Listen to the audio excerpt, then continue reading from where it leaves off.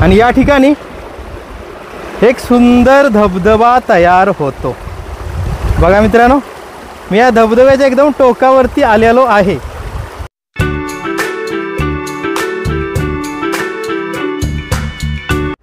नमस्कार मित्रांनो, जय शिवराय, जय शंभूराजे। आज मी तुम्हाला कोल्हापूर जिल्ह्यातील चक्रेश्वरवाडी या ठिकाणी असलेला कपिलेश्वर धबधबा दाखवणार आहे। आणि हा धबधबा ज्या निसर्गामध्ये आहे, हा निसर्ग सह्याद्रीचा आहे। सह्याद्रीच्या सानिध्यामध्ये आणि सह्याद्रीच्या डोंगरामध्ये हा धबधबा असल्यामुळे बघण्यासाठी अतिशय सुंदर आणि मस्त आहे। मी आता धबधब्याच्या जवळ पोहोचलेलो आहे। या ठिकाणी यायला मला अर्धा तासाचा वेळ लागला। बघा, तुम्हाला घाम दिसत असेल, पायवाटेने चालत आलो, त्यामुळे घाम आलेला आहे। आणि आज पाऊस उघडल्यामुळे ऊन पण आधीमध्ये येत आहे। मी आता तुम्हाला हा धबधबा दाखवणार आहे आणि इथला निसर्ग पण दाखवणार आहे। तुम्ही बघू शकता, ही खाली दरी आहे आणि ह्या दरीमध्ये किती सुंदर निसर्ग आहे बघा। अशा या निसर्गाच्या सानिध्यामध्ये कपिलेश्वर धबधबा आहे, त्यामुळे हा धबधबा बघण्यासाठी अतिशय सुंदर आणि मस्त आहे। तर चला मित्रांनो, आता आपण या दरीमध्ये पडणारे पाणी, धबधबा आणि दरीमध्ये असलेले सौंदर्य हे सर्व काही जवळून बघूया। मित्रांनो, आम्ही आता कपिलेश्वर धबधब्याच्या दिशेने निघालेलो आहे आणि धबधब्यापर्यंत पोहोचण्यासाठी आम्हाला पायवाटेचा सहारा घ्यावा लागत आहे। तुम्हाला दिसत असेल ही पायवाट, आणि या ठिकाणी एक ओढा देखील आहे। पाऊस थोडा उघडल्यामुळे ओढ्याला पाणी कमी आहे। बघा मित्रांनो, इथे घनदाट जंगल आहे आणि या जंगलामधून पायवाट गेलेली आहे। त्या पायवाटेने आता आम्ही पुढे निघालेलो आहे धबधब्याच्या शोधामध्ये। या ठिकाणी आम्हाला कुठेही माणसे दिसलेली नाहीत। माणसे दिसली असती की त्यांना आम्ही विचारलं असतं की धबधबा कुठे आहे। आम्ही मॅपचा सहारा घेत पुढे निघालेलो आहे आणि आम्हाला जी पायवाट दिसली त्या पायवाटेने आता आम्ही पुढे जात आहे। बघू शकता तुम्ही, पाऊस उघडल्यामुळे सूर्यप्रकाश या गवतावर पडलेला आहे आणि ही गवते एकदम हिरवीगार दिसत आहेत। बघा मित्रांनो, किती सुंदर निसर्ग आहे। मित्रांनो, आम्ही धबधब्याच्या दिशेने निघालेलो आहे आणि धबधब्यापर्यंत जाण्यासाठी आम्हाला हे शेतामधून पायवाटेचा सहारा घ्यावा लागत आहे। आणि या पायवाटेमध्ये चिखल भरपूर आहे, पण पाऊस उघडल्यामुळे आम्ही आता पुढे जाऊ शकत आहे। जर पाऊस असता तर या चिखलामधून पुढे जाणे थोडा अवघड झालं असतं। पाऊस उघडल्यामुळे आम्हाला हा प्रवास पूर्ण करणे सोपे झाले आहे। आता आम्ही धबधब्याच्या एकदम जवळ आलेलो आहे आणि ही सर्व शेती भात शेती आहे आणि या ठिकाणी रोपा लावलेले आहेत। रोपांची ग्रोथ पण चांगली झालेली आहे। बघा मित्रांनो, एका वाप्याच्या बांधावरून आम्ही चालत पुढे निघालेलो आहे आणि बघा इथे पाय घसरत आहेत आणि चप्पल अडकून बसत आहे। बघा, मजा येत आहे अशा निसर्गामधून चालताना। आता आम्ही एकदम धबधब्याच्या जवळ आलो आहे। आता तुम्हाला दाखवतो सह्याद्रीच्या सानिध्यामध्ये असलेला कपिलेश्वर धबधबा कसा आहे। तर चला मित्रांनो, धबधब्याच्या आणखी जवळ जाऊन धबधबा बघूया। मित्रांनो, मी आता धबधब्याच्या एकदम जवळ आलेलो आहे। धबधबा ज्या ठिकाणी तयार होतो, हा धबधबा कसा तयार होतो याचं कारण आहे हा ओढा। ह्या ओढ्यातील पाणी तुम्हाला दिसत असेल। हे पाणी ज्या ठिकाणी दरीमध्ये पडते तिथे सुंदर धबधबा तयार होतो। 3-4 दिवस पाऊस पडला नसल्यामुळे ओढ्याला पाणी कमी आहे। जरी पाणी कमी असले तरी हा धबधबा बघण्यासाठी अतिशय सुंदर आणि मस्त आहे, कारण दरीमध्ये सर्वत्र घनदाट जंगल आहे आणि या जंगलामध्ये सागवानची झाडे आहेत आणि झाडांना जो मोहर आलेला आहे तो मोहर, हे घनदाट जंगल अतिशय मस्त आणि सुंदर आहे।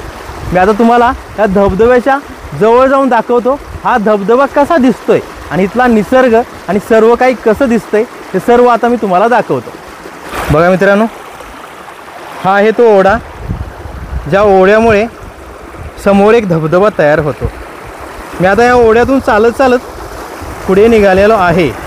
पण ह्या ओढ्यामधून चालत असताना सावधगिरी बाळगावी लागते, कारण तुम्हाला हे शेवाळे दिसत असेल.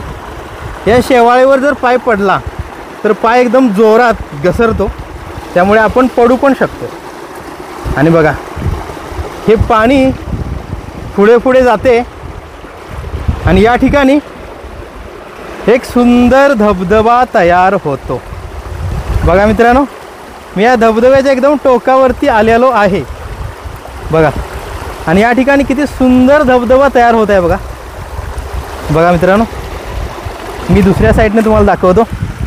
बघा, आणि धबधब्याचे पाणी खाली ज्या खडकावर पडत आहे त्या ठिकाणी सुंदर सुंदर कलर बाहेर निघत आहेत. पण ह्या मोबाईलमधून कदाचित तुम्हाला ते दिसत नसतील, पण माझ्या डोळ्याने दिसत आहेत, कारण मोबाईल ते लहान कॅप्चर करू शकत नाही.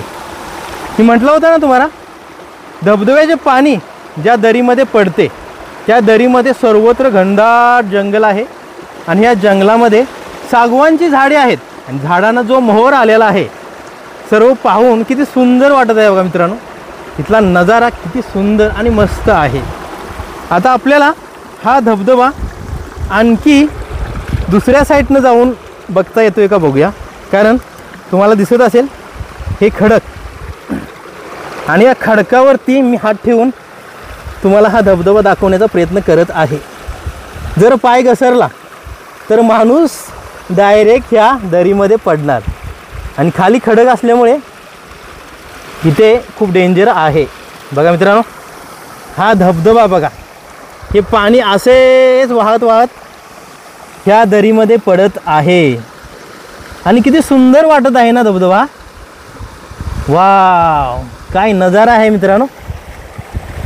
आणि पाऊस थोडा उघडलेला आहे. बघा, आकाशामध्ये ढग आहेत पण पाऊस कमी आहे, त्यामुळे ओढ्याला पाणी कमी आहे. जरी पाणी कमी असले तरीसुद्धा हा धबधबा बघण्यासाठी खूप छान वाटत आहे. आणि इथे आल्यानंतर मला खूप मजा पण येत आहे मित्रांनो.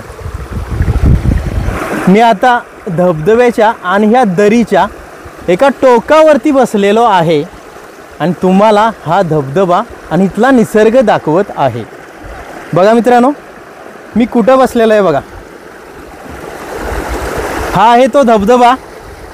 हे पाणी ज्या ठिकाणी पडते त्या ठिकाणी धबधबा तयार होतो, आणि धबधब्याच्या आणि ह्या दरीच्या एका कोण्यावरती मी उभा आहे. बघा खाली, बघा खाली भयानक कडा आहे, आणि ह्या कड्यामध्ये आणि या दरीमध्ये जो निसर्ग आहे तो अतिशय मस्त आणि सुंदर आहे. बघा माझ्या मागे हे गवत आणि मागे डोंगर पण आहे, ते पण बघण्यासाठी अतिशय सुंदर आहे. आणि बघा खालची दरी बघा मित्रांनो, आणि या दरीमध्ये पडणार हे पाणी बघा, काय नजारा आहे मित्रांनो. अशा ठिकाणी आल्यानंतर मनाला एकदम प्रसन्नता प्रदान होते आणि मन एकदम खुश होतं. या ठिकाणी येण्यासाठी मला खूप चालावं लागलं, पण चालल्याचा थकवा मला जाणवला नाही, कारण असा निसर्ग आणि या निसर्गामध्ये असलेला हा धबधबा बघितल्यानंतर मनाला एकदम शांती प्रदान होते. बघा बघितलं मित्रांनो, किती छान वाटत आहे या निसर्गामध्ये आल्यानंतर. तुम्ही पण वेळात वेळ काढून अशा निसर्गाला नक्की भेट द्या.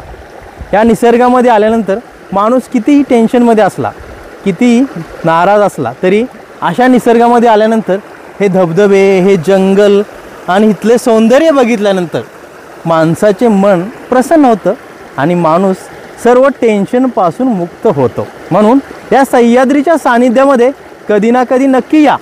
मग बघा हे धबधबे, हे जंगल, हे सर्व काही तुम्हाला कसे दिसतंय, हे सर्व बघितल्यानंतर तुम्ही पण म्हणाल वाव, काय नजारा आहे.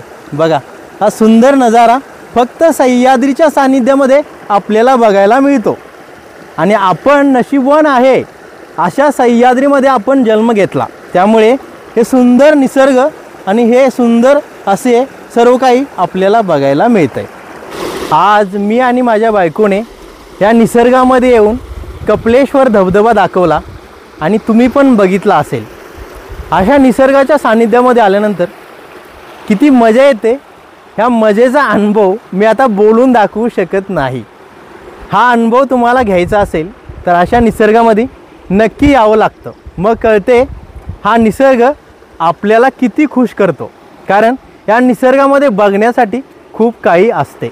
बघा हे सौंदर्य, बघा या निसर्गाचे सौंदर्य असे वाटते या सह्याद्रीच्या डोंगरांनी हिरवीगार चादर ओढलेली आहे आणि या चादरीवरती पिवळे पिवळे गोल आकाराचे नक्षीकाम देखील केलेले आहे असे वाटत आहे।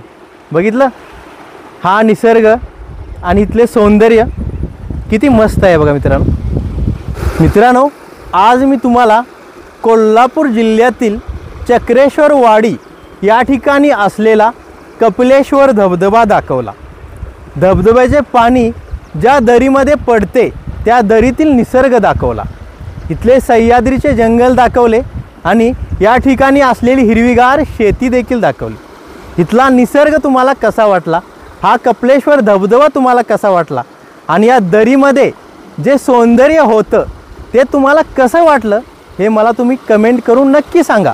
आणि आजचा व्हिडिओ तुम्हाला कसा वाटला हे देखील तुम्ही मला सांगा।